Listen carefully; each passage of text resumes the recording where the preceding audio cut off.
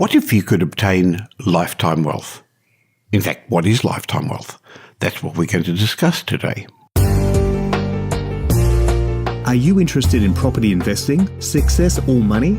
Well, you're in the right place. This is the Michael Yardney podcast, where each week you'll learn a number of new ideas regarding success, property investment and money in 20 minutes or less.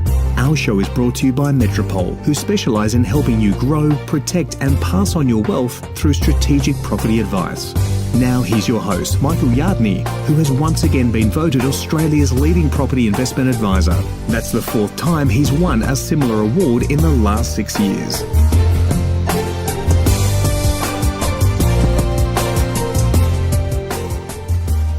Hi, welcome to the show and welcome to a new year. For our new listeners, thank you for joining us, as each week I share some ideas about property investment, money and success. But this is the first of what I'm calling the summer series of podcasts, because while you're listening to this, I'm on the other side of the world. Twice a year, Pam and I are lucky enough to go on a long vacation, and this time round we're in Brazil, Argentina, doing a cruise around America and going to Antarctica. So as you listen to this, we're probably in Brazil. So what I've done is dig into the vaults. See, I've been conducting podcasts since 2007, but this is a great podcast I'm going to replay today that I recorded a couple of years ago with my good friends Louise, Bedford and Tate, as we discussed the concept of true wealth, but more importantly, lifetime wealth. So this is a bit longer than a normal show, but I hope you're having a vacation as well and having time to enjoy and listen and learn. So if you're like a lot of us, you've made some New Year's resolutions. Hopefully one of them is to become more successful, to grow your wealth, to become a better person in all areas of your life. And this session today should help you as you gain some insights as we just sat around a table, turned on the microphone and had a fun chat. I hope you get as much out of it as I did re-listening to it.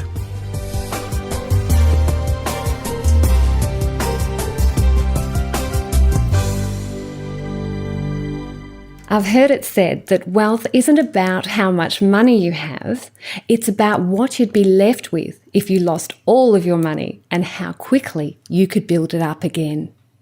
I guarantee that unless you focus on your own education and you develop systems to continually bring wealth into your bank account, you'll always be hobbled by life.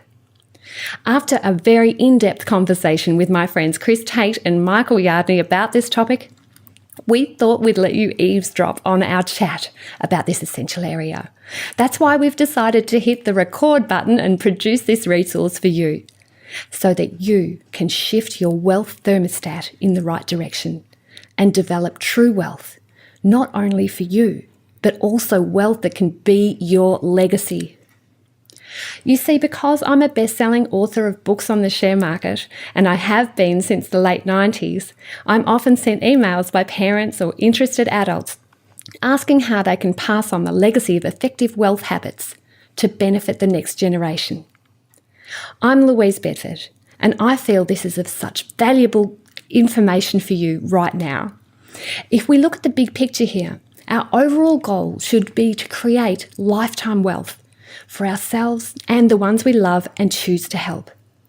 Wealth that is unshakable. Wealth that no one can take away from us. That is true confidence. And we can set you on the path towards this goal today. When you're running towards a goal, feet pounding, arms flailing, your own head trash hardly ever gets in the way. You know what I mean by head trash, don't you? It's that little voice that says, I'm not good enough. But a lot of people say to themselves, if only I wasn't paralysed by fear, wondering how to generate true wealth. If only I knew how to earn money through more than just one source. If only I could focus enough to really excel. If only I could get unstuck. I do know what it's like, but hear this. Wishing things will change in your life and not doing anything about it, it's a loser's game. I want you to stop waiting for things to get easier. During the first 3 years when I was trying to break even in the share market, I kept waiting for it all to get easier. Then when I was working full-time, looking for a way to quit my job, which I did 5 years after I started, I kept waiting for things to get easier. So I don't want you falling into this same trap. This webcast is for you if you're wanting to banish that head trash forever and to develop specific strategies so that you can create lifetime wealth and legacy that will continue long after you're no longer on this earth. It could just be the most valuable segment of your life, but only if you pay attention to every word we have to say. And if you'd like more information at the end of this webcast, we'll tell you exactly how to get it. Let's kick off. Michael, tell us a little bit about your background, and then I'd like for perhaps you to give us your definition of lifetime wealth. Well, thanks, Louise. A bit about my background. I'm a property investor, but I bought my first investment property, well over 40 years ago now.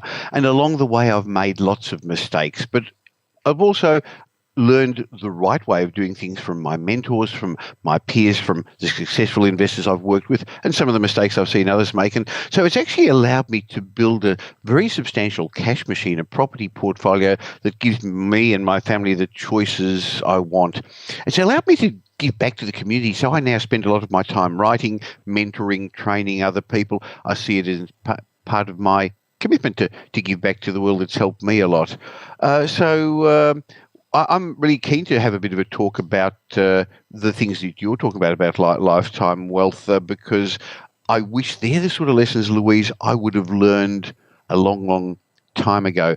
I learned by my mistakes, Louise, and I don't know if you were taught the same. You got to learn from your errors. Did you hear that from your parents? I did, but I seem to only ever learn from other people's errors more clearly when it came to the big lifetime goals. I think the smaller things I could teach myself, but the big things, that's where you can really put a foot wrong. Well, I actually tried to teach myself, and I think it was a very, very expensive mistake. I think partly because I was a bit cheap and wanted to do it all myself, and partly because maybe I thought that was the right way to do things. You're either going to have to pay the world, the markets, the lessons, or you pay your mentors. But to answer your question about my thoughts on wealth, look, I agree with you. True wealth is more than just money. It's more than how many properties you've got or the size of your share portfolio. To me, to be truly wealthy, you need money in those areas where it's important, but we also know that there's lots of areas where it's not important. So for me, true wealth is money plus health. If you haven't got your health, all the rest isn't much benefit. It's money plus the family, the joy, the people that you share it with, your family and friends. Money plus the ability to keep growing. I want to keep learning things every day. Money plus spirituality, and I guess that means different things to different people. Money plus the ability to give a contribution, to leave a legacy for others. So true wealth to me is what you're left with when they take away all your money, they take away all your properties, they take away your shares. That's the real wealth, what's inside you. That's great. Chris, I remember you saying to me the other day that for most people, once they're gone, their ripples have gone. Maybe you could tell us a bit about your background and what you meant by that comment. Well, I come from probably a similar background to Michael, but all you have to do is insert the word shares in terms of the word property, and you get basically a similar story. What you find with everyone who has been successful is that the road to success is littered with failure, and it's littered with mistakes. And there is, the expression I use is, nobody is Robinson Crusoe. Everybody seems to repeat the same mistakes over and over again. In terms of the notion of ripples, the issue we have is that we are transient. Whilst you're in the middle of your life, you may think that it's going on forever, and you might think it will continue forever. The thing about that is it doesn't. It may also seem that if you've had children, that you've got something to leave behind, you've got some sort of legacy. The problem there is all you've actually done is fulfill your evolutionary destiny. Any animal with genitals can have children, and that's not necessarily creating a legacy of any sort. So to me, the question of sort of legacy is twofold. It's what software have you equipped your children with? What values have you given them? Are they expansive? Are they generous in their values? Do they look at the world in a certain way? Or have you merely programmed them with the same basic fears and inadequacies you have? And the thing about children is they absorb things without being directly taught.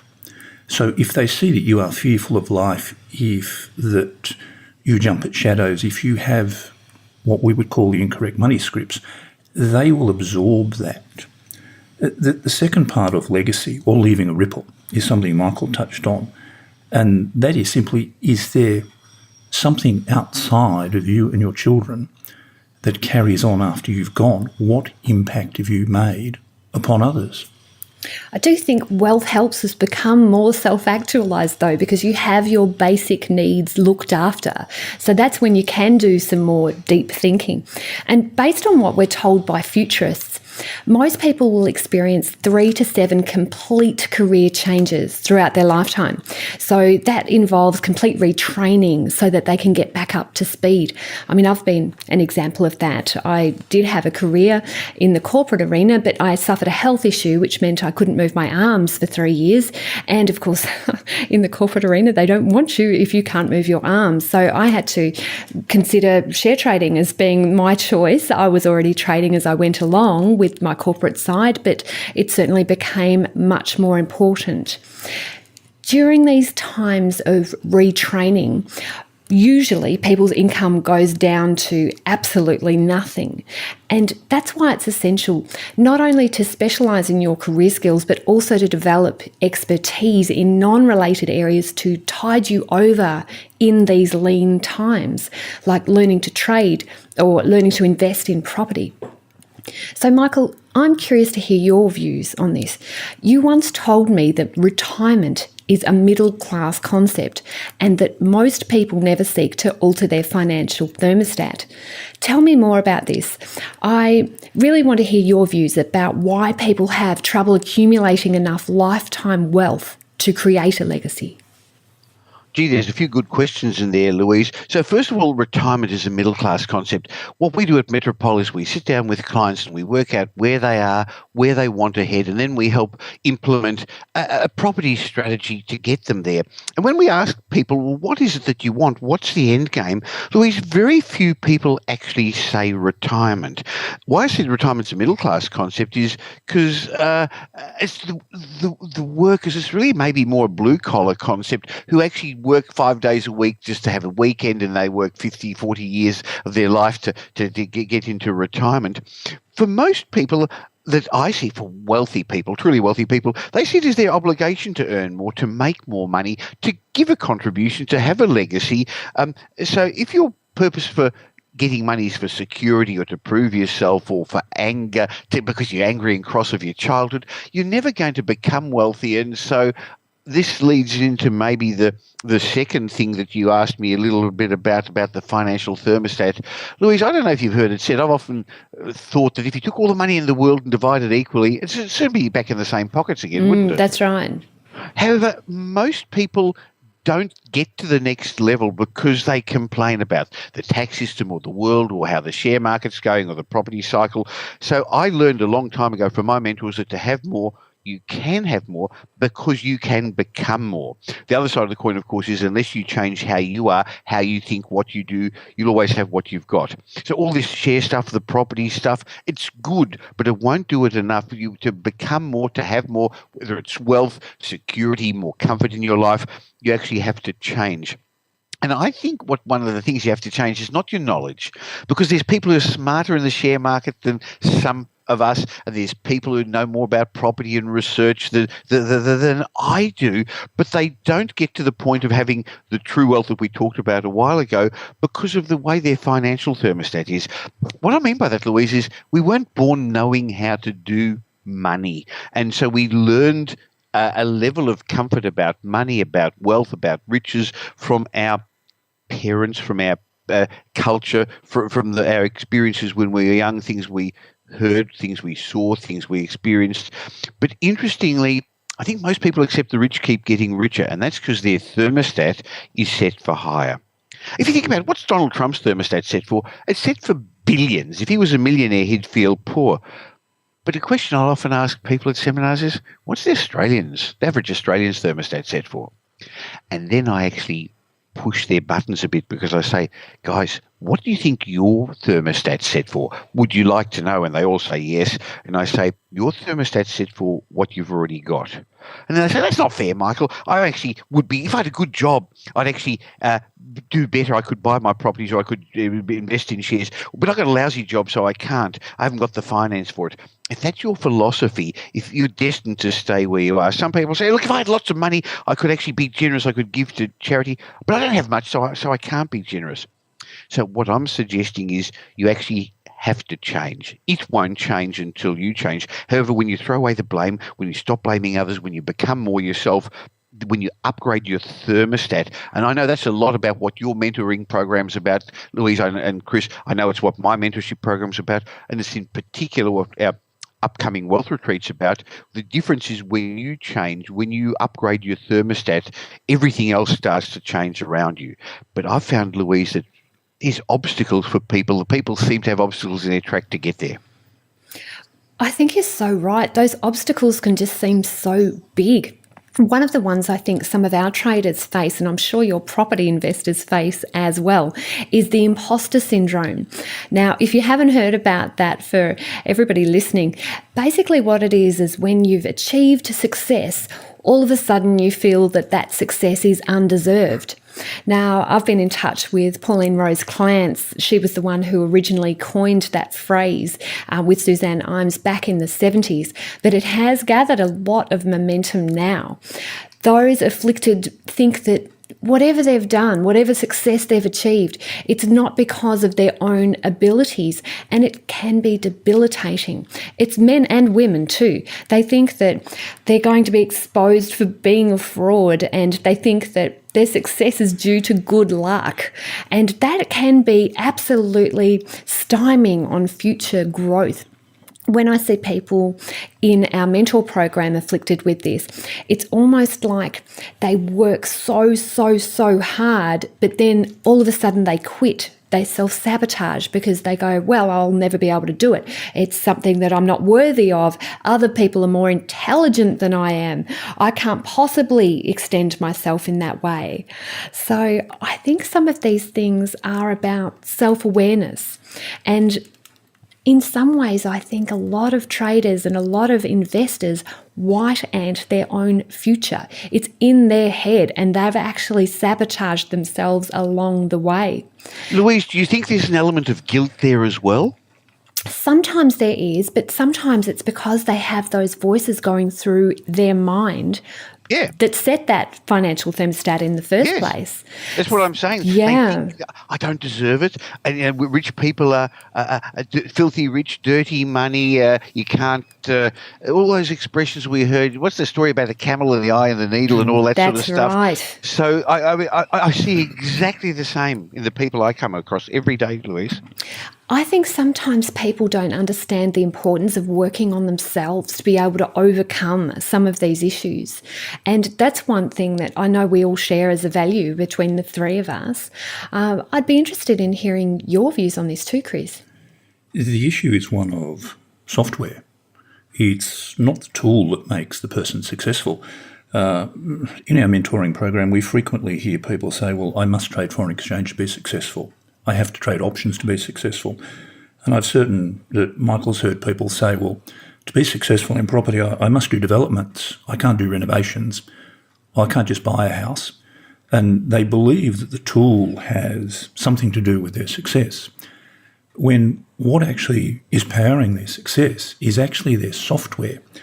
If you strip back successful people, if you cut them back to their very core, you'll find that they're almost all identical. They have the same software running inside them. And sort of the archetypal example of this is Richard Branson, who's a serial entrepreneur. If it was simply the tool, then he would have only ever been successful with his student magazine.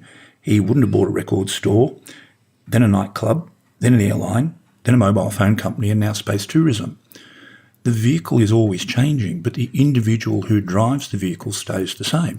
He is such a dude, isn't he? I got my little boy the Guinness World Book of Records, and Richard Branson's on there for holding the Guinness World Book of Records record for the most people surfing a kite. Is it kite surfing? Yeah, so he's got these nearly naked women all over him, which is hilarious. And I guess as well what we're talking about is it comes down to having a business-like attitude in relation to your investing so that you end up surrounding yourself with people who are more successful than you are.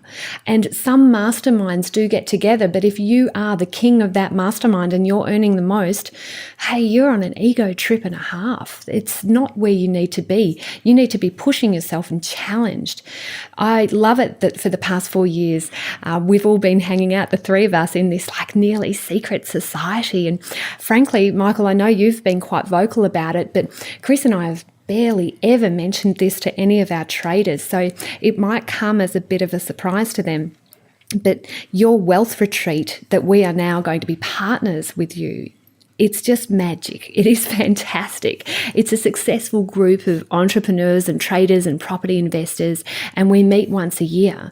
And the changes of this immersion, it's incredible. It's a 5-day retreat where you can focus on building that lifetime wealth and that ongoing legacy. But I'll tell you more about that later because we want to really get into the guts of what it takes to create that lifetime wealth right now. Chris, I want to hear your views on the importance of relationships with your significant other, whether it's a lover or a spouse or your husband or wife, as the case may be. So often this is such a major part of our happiness. Chris, a few weeks ago on our Talking Trading Free Weekly podcast, you got into trouble for some of your views on this topic. Tell us a bit more about that. Well, I only got into trouble for saying that people with diametrically mismatched views that we were holding one another back should actually get a divorce. Yeah, I can see why that would get you in trouble. Well, it's a difficult topic because there is often within couples, and think of them as a unit, there is a tremendous mismatch about money and all the things that go along with it.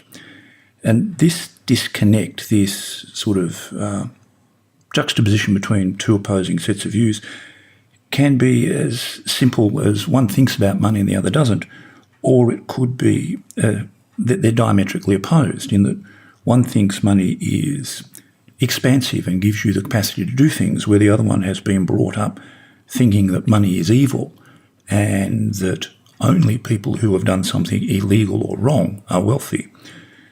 And this sort of conflict produces tremendous tension, and it can actually tear relationships apart. My observation has been that there is very little thought that goes into couples talking about money, and more in particularly about their beliefs around money. Whilst everyone's getting hot and heavy in the back of the Valiant at Frankston Drive-In, and we then all race off and get married, that seems like a brilliant idea. But very rarely do people sit down and talk about what their views regarding money are. And sometimes in couples counselling, you'll hear people say, well, we plan to buy our first home together. Well, that's all well and good. That just makes you ordinary and the same as everybody else. What happens once you've done that? What are your views post that event? And the problem is that partners need to be compatible on a whole raft of issues, be it emotional, psychological, physically, but also financially. Without that compatibility, couples either go nowhere and they end up miserable together, or they fly apart. Chris, I've found something very similar. I agree with you that most couples are at different levels in the way they look at money and finances, and I've read that it's one of the biggest causes of divorce or marital strife. I'm not sure that couples will ever be equal in the way they think and drive about money, but it is critical to have those conversations and to understand how your partner thinks. Only yesterday I spoke to a lady who's a GP, a doctor who's built a very, very substantial property portfolio. She had $7.5 million worth of real estate and, interestingly, only about $3.5 million worth of debt. So they had $4-ish million net worth.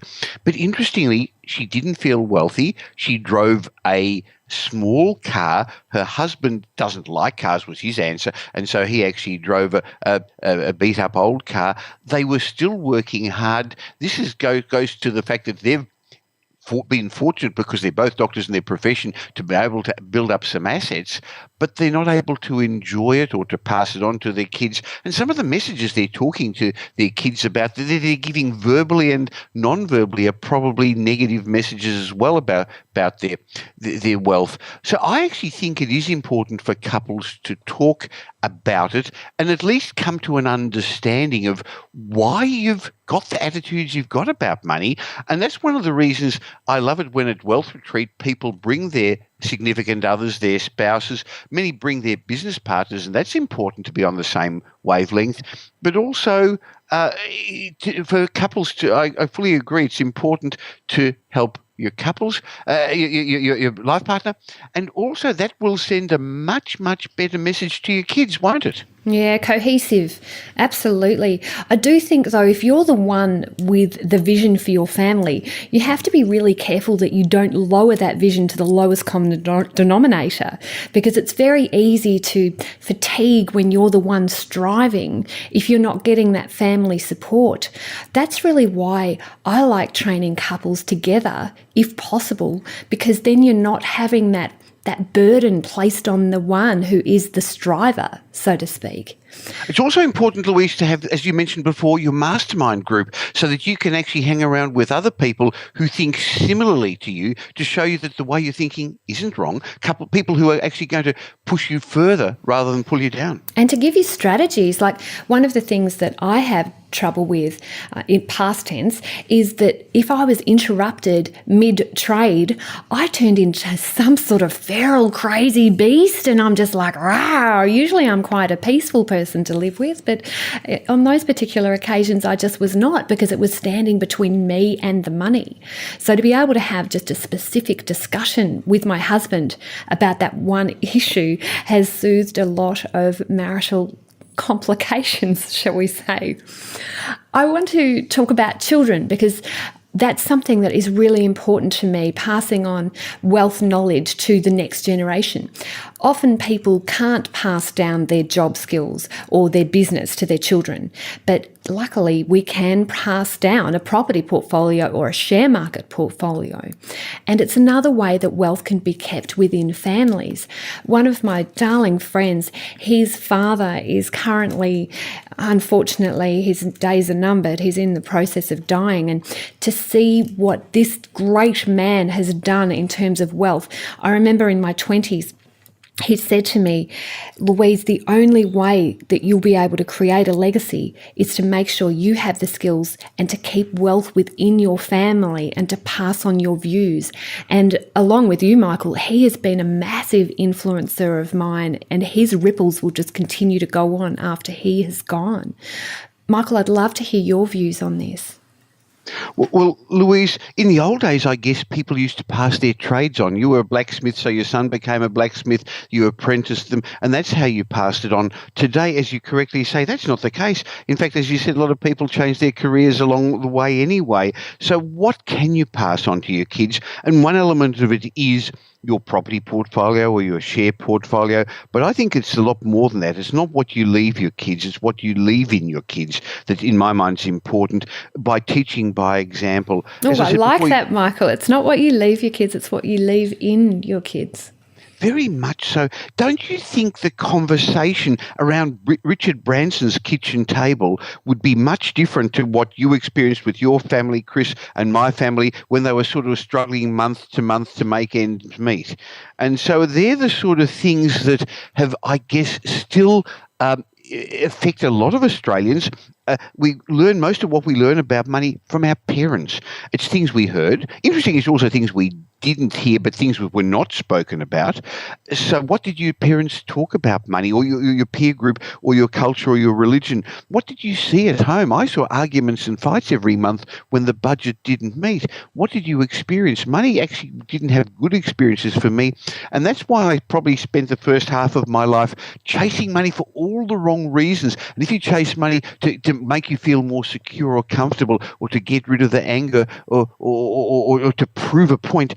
Money will never make you more secure. Money will never make you feel better if that's why you're chasing it, or it'll never prove that you're any better than other people. So you have to have a good and significant reason for getting your wealth.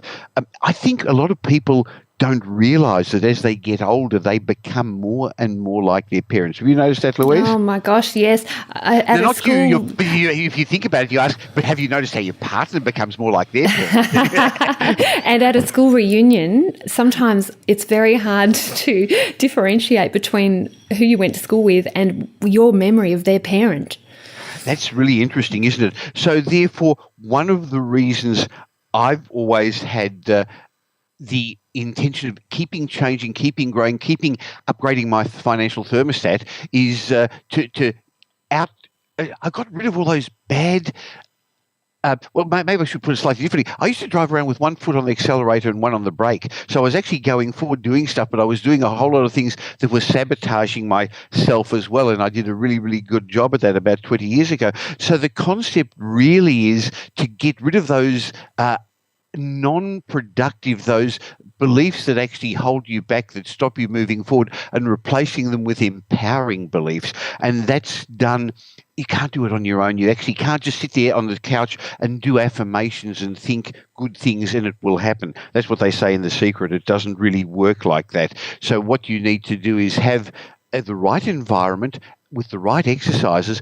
And that's one of the reasons at the beginning of Wealth Retreat, we spend a little bit of time wringing out your mind of all those unproductive, non-resourceful thoughts and replace them with a whole lot of new beliefs. Can I just spend 1 minute on that, please, Louise? Yeah, I'd love to hear your views on this. Because I remember at the beginning of the first Wealth Retreat 10 years ago, there was a lot of very successful business people, entrepreneurs, traders and property investors. And I said to them, if you had all the money in the world, what would you do? And they wrote a list. And then I said, okay, please rank that. Would you please rank of that list of things that you now have to do a 10? What's really important to you? A 10 out of 10 you've got to do. What's a 9? What is the sort of stuff that's pretty critical? What's an 8? What's a 7? And most of the people who came didn't have many more 10s, 9s and 8s in their life. They'd achieved a lot of what they wanted. And so they were sort of wandering around. I found a lot of them were isolated also. They felt they didn't have a lot of people to speak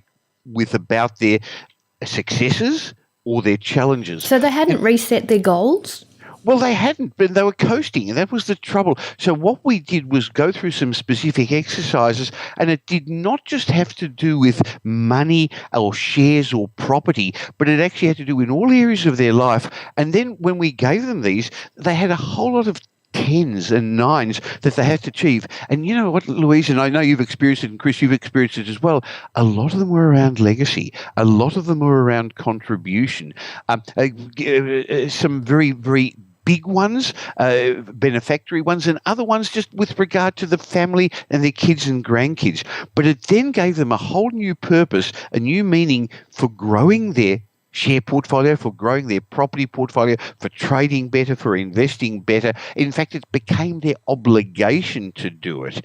So the concept really is most of us are coasting because it's easy, and we walk around with our head in the sand to some of the things that are holding us back. So the concept is become a better share trader, investor, entrepreneur, business people by surrounding yourself with good people, by having somebody look at your blind spots, by having some transformational conversations, by setting yourself new goals, and then regularly reviewing it. And that's why a lot of people come back to Wealth Retreat. And one of the interesting things, you will remember last year, one of the gentlemen who brought his son. He's been 3 times. The first year he learned a lot. The second year he brought his wife.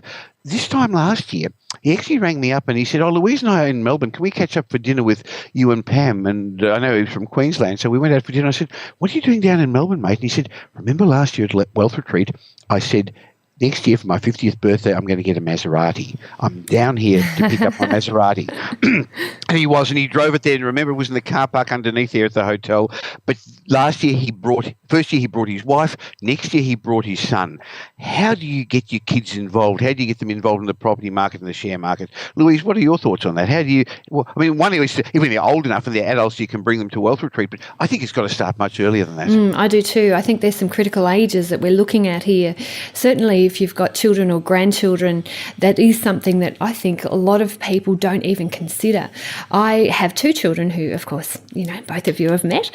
Ryan's 12 years old and Ashley, my little girl, is 7. So I've also been focused on helping my niece, who is now an adult, to trade effectively as well. So I think if you've got really little ones, you can encourage them to draw in trend lines and have them spell the words up and down and trend. But really with the little ones, you just have to get them so that they're interested, and that's quite easy. You just ask their opinion. So I've been doing this with my own children, and they can both draw candlestick charts, and they understand the basis of if you don't have something, how you want something, and that's the supply-demand curve. And the other thing that I've found, I wrote my book Trading Secrets while my little boy was crawling around my feet. So if you need some quiet time with trading, you need to find some way that they can give you some time. So that's either involving childcare or involving them to some extent to set up a little office beside you and do what you're doing. And then when you're with them, you can be completely with them and immerse yourself in their gorgeous little childlike wonder of the world rather than be thinking about what's that trade doing. Now, if you've got children that are slightly older, certainly there's some things that you can do here. One of the methods that you could consider, depending on your views with this, I don't recommend it for every teenager, but you could loan your teenager a certain amount of money to utilise when trading. So if I've done this myself with another child, if they follow their trading plan to the letter, they get to keep 50% of their profit. But if they don't follow their trading rules, they don't get any money at all. That is how to breed a system trader. You give them a bribe. It's a wonderful thing. So it does pay to be aware of your teenagers' limitations. Teenagers think differently from us. I think from all of the research that's been gathered, adults tend to make decisions more quickly and with less effort, and they also judge the level of risk more appropriately because they have that more mature brain function as well as more life experience.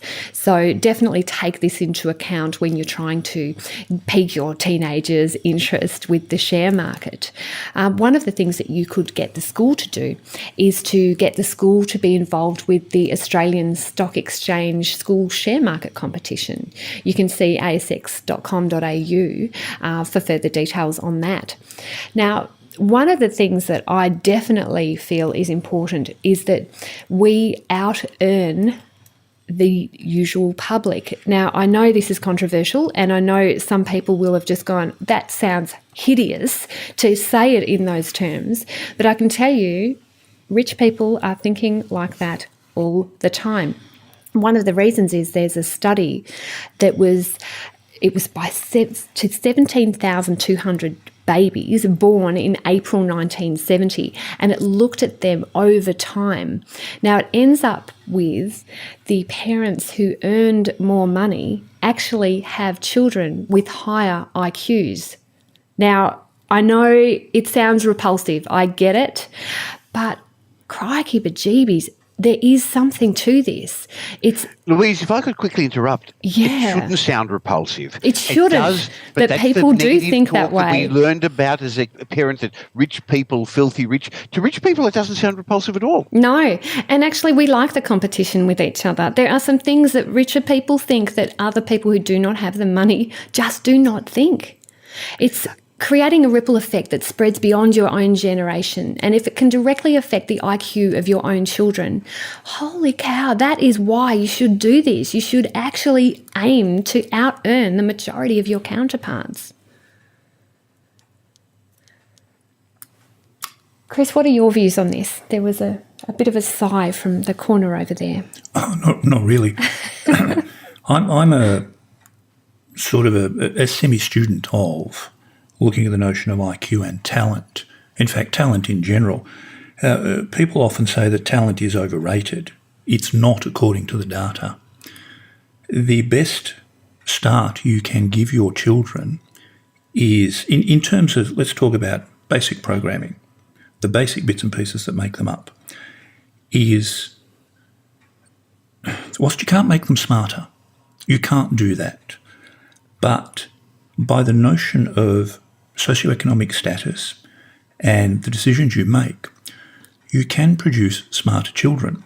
The problem we find when we look at IQ, when we look at talent, is that gifted children born to poor parents, whilst they appear gifted in early tests, that quickly erodes. Any advantage they have is eroded. And this in some ways is related to the notion of what's called the Flynn effect, which has been the increase in IQs that we've seen in Western countries over the past 60 years. What we've also seen is that IQ and socioeconomic status are linked. If you have a very smart child, but you are of poor socioeconomic status, the likelihood is that your child's IQ and potential will degrade over time. And that's just one of those unfortunate things.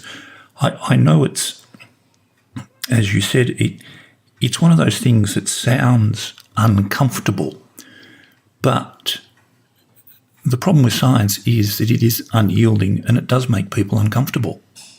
It does, and I do love it when I see that eye of the tiger just ignite in some of our traders, where they go, hey, this is a way that I can earn and I can outperform where I was before. And that, to me, that's the centre of ambition, but it's also being able to beat things like Alzheimer's in your own life. The people who have things to strive for, they're the ones who really are excelling, and they're less likely to have brain degradation as time goes on. Now, Michael, I'd like to hear more about Wealth Retreat. I know that our listeners can hear that we have a heck of a lot of information that we could keep on talking about here, but time is ticking on. Tell us a bit more about Wealth Retreat and what our listeners can do to get involved. Well, Wealth Retreat came around, Louise, about 10 years ago when some clients of mine said, Michael, I've read the books, I've been to the seminars, I've got the DVDs. What next? I think felt a level of isolation. They also had their own fears still, and there was just so many mixed messages. So they wanted the sort of information that would take their entrepreneurials, their businesses, their trading, their property investment to the next level. So we put together an event which has, for now 10 years, been Australia's ultimate networking and educational event for already successful traders, investors, and business people to go to the next level. Every year it's been in the same room on the Gold Coast. It's the last weekend of May. So this year it's the 30th of May to the 3rd of June. It's 5 days of investing in yourself. I find, and I know you and Chris have found it very useful, just to step back and spend time looking at how your own businesses is going, how your own trading is going, how it's a time to invest in yourself away from the real world, and also to spend it with inspirational people. And a lot of what people learn from the time there is not necessarily from the faculty, and there's an expert faculty, but from the other room of doers and shakers, movers and shakers. I give an example that imagine if you could spend 5 days with Warren Buffett and Donald Trump and Robert Kiyosaki, would you not come out thinking differently, feeling differently with new plans? Well, you and I haven't invited them to Wealth Retreat, but we've invited Australia's equivalents with yourself and Chris there, with me, with top tax accountants, with economists, with property people, with finance people, with legal people. And the beauty of the small group environment, Louise, is that there's a lot of one-on-one time, the sort of thing that people can't get normally with me, with you. And I know even Chris Tate has agreed to give one-on-one time to people. And boy, that was a big concession for Chris to make, because that's not the way he works, but he will spend time with people who are there so that they can have their own individual problems, challenges worked out. So it's 5 very, very intensive days. working on yourself. And so it's not for beginners. So you have to have a share portfolio. You have to have done some trading, but it'll get you to the next level. You've got to have a property portfolio. You've got to have a business. You've got to don't have count yourself out. started, really. You've got to have had some level of momentum. Exactly right. But again, people shouldn't count themselves out, because every potential attendee will get spoken to by my assistant Joe Fitt, and then probably by me as well, to make sure that you're suitable, that you're going to help the Wealth Retreat community, and similarly that you're going to get good benefit from it. Every year, probably 25% of people are return attendees, and people say, why do you come back 2 or 3 years in a row? Are these Wealth Retreat people crazy? And the answer is, the world has changed, and you have changed, and some of the answers have changed as well. So there's a great mixture of very vibrant people who, in this environment, they feel safe. And so it's interesting how much they open up, isn't it? And how they discuss and tell about their personal stuff over lunch, over dinner, over breakfast. Yeah, it's great to see. And I know you personally have got benefit from it. I have. And some interesting businesses have come out of it, joint ventures have come out of it. You never know what's going to come out of it this year. So you're right when you're saying before, in the past it has been much more property oriented, and now that we are doing this together, it's a much more holistic thing, and the focus really is on building your lifetime wealth in your chosen way of doing it. And I'm not sure that just property or just shares is the right answer, or just businesses. I think successful people do a mixture of those sort of things. But it's creating your lifetime wealth and leaving a legacy. I think that's one of the things behind it, isn't it, Louise? I agree. I think that is a beautiful theme for Wealth Retreat. And Chris, I'd love to hear your views on this as well. There's 2 things Michael mentioned that I want to touch on. The first is the notion of people coming back. And there's a saying I always return to when I'm going back to do something again for the 2nd, 3rd, 4th time. There's an old American Indian saying that says that no man can step into the same river twice, because you are never the same man and it's never the same river. Oh, I like that. It's actually very, very clever. And when you think about what it means, it simply means that the passage of time changes you. And as you change, you generate a different perspective, a different idea, a different prism through which you view events and people and knowledge. The second point that Michael mentioned was the notion of isolation. We nowadays are hyper-connected. We've got thousands of pretend Facebook friends. We've got thousands of people who follow our every move on Twitter. But the question is, of those people, of these digital friends, how many are actually friends? How many actually bring something to your life? And the thing I would say about social media is that you don't actually see your hyper-successful friends posting inspirational pieces on Facebook because they don't. That's not what they do. And so the notion of getting together in a room with others overcomes this notion of isolation, of feeling that you are Robinson Crusoe, that you are the only person undertaking this journey.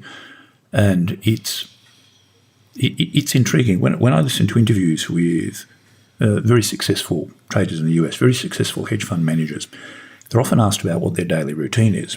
And the daily routine is, well, I caught up with so-and-so for breakfast and I spoke to so-and-so today about what they're doing, and I talked about these ideas, and we talked about stupid things we had done.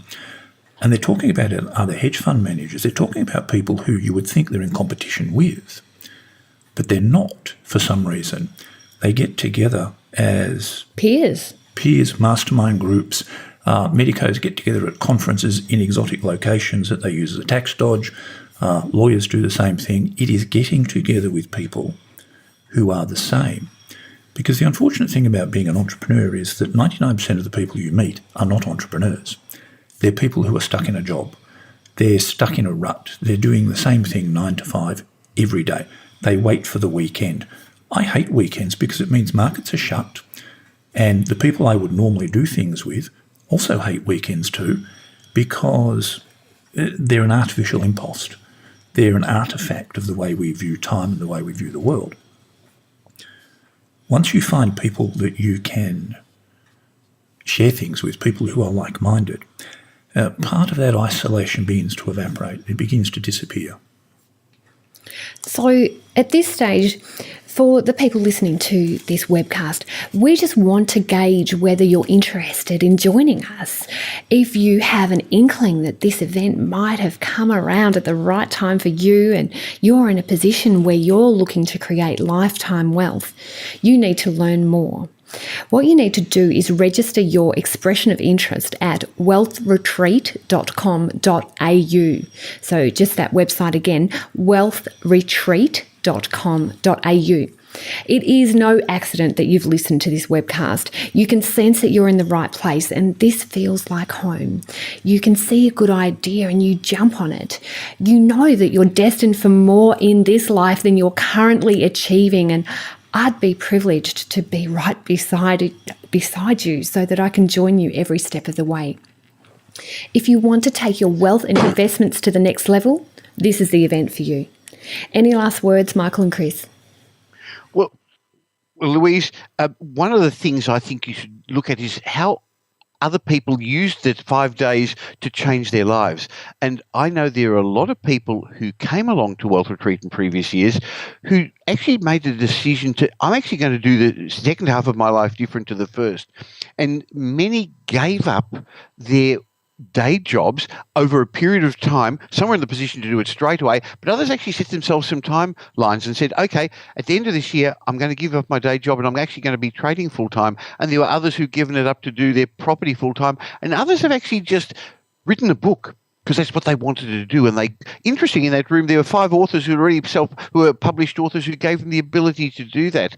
So if you want to do different things in the second half of your life to what you've done now, this is a great opportunity to get the ideas, the inspiration, and a toolbox full of tools to give you the ability to do it. So I agree, Louise. Just express your interest at wealthretreat.com.au. The website explains a little bit about what's going on, but interestingly, only before this session, you and I and Chris were spending time talking about the agenda. It actually hasn't been finalised. So while a lot of the agenda is formalised, a lot of it is still going to be very much tailored to what the attendees this year want, and that we allow them some input. And that's also the part of the benefit of the one-on-one sessions. So thanks for giving me the opportunity to discuss it, Louise and Chris. I really appreciate it, and I actually learned a lot from you guys. I always do. We love you, Michael. We adore our friendship together. Chris, anything else that we should be mentioning? I've been warned explicitly not to say that one of the benefits is you can come and talk to me. However, one of the things that is important for people to realise is that, and this goes back to something that Michael said at the beginning, people are where they are because that's where they want to be. Humans exist almost to find the perfect state of homeostasis, this minimum energy state where you're comfortable. The expression I would use, which is somewhat unflattering, is that they're fat and happy logs. And the issue with something like Wealth Retreat is that you know intuitively and you know instantly whether it's actually right for you. People are quite capable of making that decision for themselves, because for those people who feel it is right for them, it's not really a decision. It's simply something they do. It's no more of a decision than you or I going to put the kettle on. For others for whom it is not right, it may never actually be right because they're comfortable. The question that I always ask myself is, am I comfortable? And if the answer is yes, then I'm actually doing something incredibly wrong with my life. Right now, I think most people believe that it's impossible to grow their wealth by leaps and bounds. And they are wrong, very, very wrong. Most people don't know how to create a legacy that will continue once they've gone and that can even be passed on to their children and their grandchildren. Don't you think it's time that you got serious? If you've been trying to work out how this puzzle fits together, this might be just what you're looking for. Register your expression of interest and go to wealthretreat.com.au to get all of that wrapped up, and we'll take you through to the next step. Lovely chatting, Chris and Michael. We'll catch you again next time round. My pleasure. Thank you very much for having me on. Thank you. Well, there you have it, the first of the summer series of the Michael Yardney podcast. I hope you got some great information from my chat with Louise, Bedford and Chris Tate. And near the end, we discussed Wealth Retreat. If you'd like to come along to Wealth Retreat this year, why don't you go to the website wealthretreat.com.au and find out all about this special event where I get together with my high net worth clients and a small group of other successful business people, entrepreneurs and investors, wealthretreat.com.au. Now, over these summer weeks, why not go back into the archives of the Michael Yardney podcast, either at the website or on Stitcher or iTunes, and listen to the old episodes. We started in August 2017, and there's already a lot of great information there. And just a little tip, why not turn it up to 1.5 times speed, and you're going to be able to get through them a lot quicker, but hopefully I'm still going to make sense. I look forward to bringing you my next show next week. Thanks for listening to this week's episode of the Michael Yardney podcast, which was brought to you by Metropole, who help their clients grow, protect and pass on their wealth through strategic property advice. If you got value from listening to this podcast, please leave us a review and we'll read it out on a future show. Just go to michaelyardneypodcast.com/review and it will take you over to iTunes where you can enter a review and let us know what you think. We'd really appreciate it.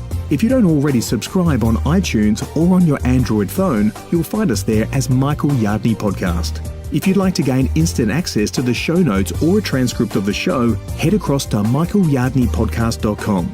Watch out for our show next week. You'll learn some new ideas about property investment, success and money in around 20 minutes.